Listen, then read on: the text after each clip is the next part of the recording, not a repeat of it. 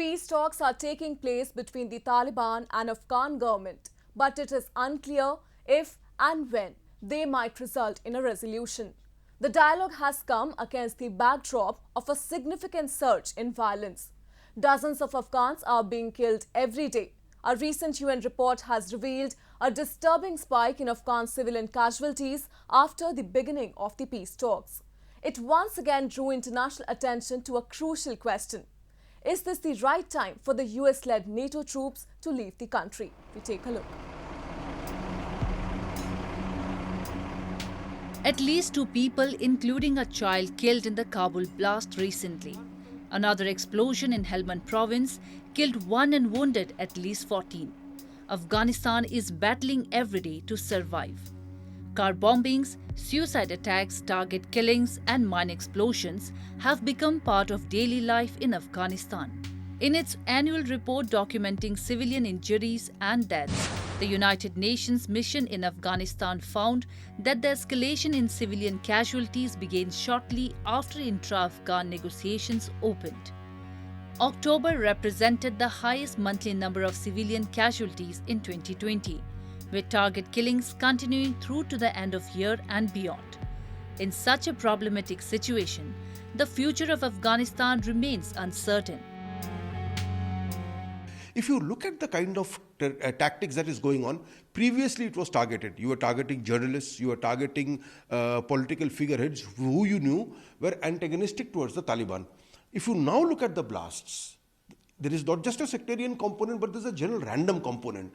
What they want to do is to cow down the people of any area where they fear resistance, so that when the Taliban finally attack, there is nobody left to oppose the Taliban. 2020 could have been the year of peace in Afghanistan, but unfortunately it was not. It was hell for people who even talked about peace.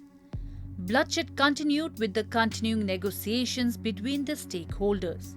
At least 11 rights defenders, journalists and media workers lost their lives since September 2020. It resulted in many professionals exercising self-censorship in their work, quitting their jobs and even leaving their homes and the country. According to the UN data in 2020, there was a worrying rise in targeted killings, up about 40% over 2019.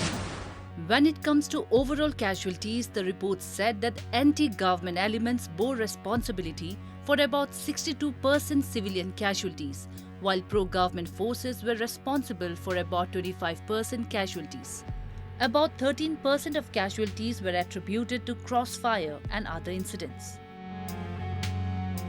The issue of trust never existed. You had one party, the United States, which wanted to exit. So they wanted to hold talks. They wanted to tell the world that this is an orderly withdrawal. The Taliban and the Pakistanis seized upon that particular desire. So on the face of it, they kept on talking, but at the ground level, they did everything to spread fear into the minds of the people. Winning trust was never an issue. What they wanted to do was to cow down a particular population from the very beginning, initially by selective targeting and now by random targeting. And I think this is not going to end well. We will see more of these attacks taking place. While peace negotiations between the Afghan government and the Taliban have commenced, a massive question mark hangs over the fate of Afghan women and children. Women in Afghanistan are afraid that after the exit of foreign troops, their condition could further deteriorate.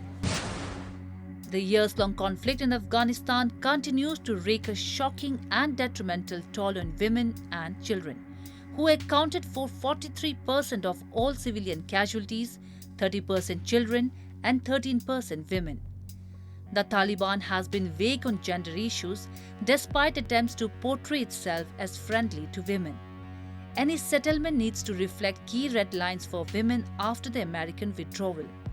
Amid such a daunting dilemma, the United States is trying to assure that Washington will not undertake hasty or disorderly withdrawal from Afghanistan.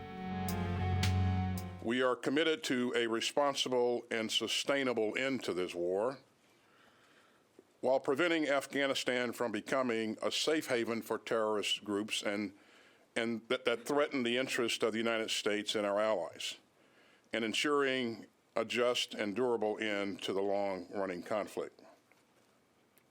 And so to that end, we are conducting a rigorous interagency review of the situation, including all relevant options, with full consideration of the consequences of any potential course of action. We are mindful of the looming deadlines. The pressure in the US and elsewhere to end the forever war in Afghanistan is understandable.